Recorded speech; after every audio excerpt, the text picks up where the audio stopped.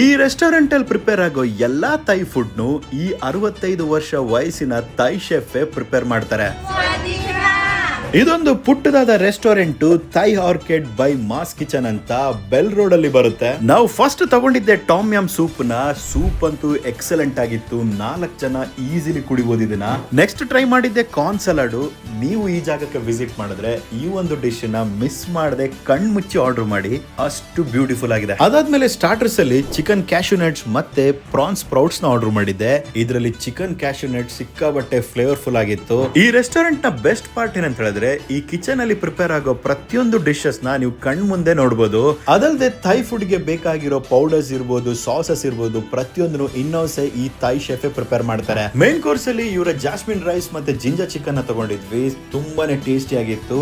ಹಾಗೆ ಡೆಸರ್ಟ್ಸ್ ಅಲ್ಲಿ Japanese cheese cake ನ ತಗೊಂಡಿದ್ವಿ, ಸಿಕ್ಕಾಬಟ್ಟೆ ಸಾಫ್ಟ್ ಆಗಿ ಟೇಸ್ಟಿ ಆಗಿತ್ತು.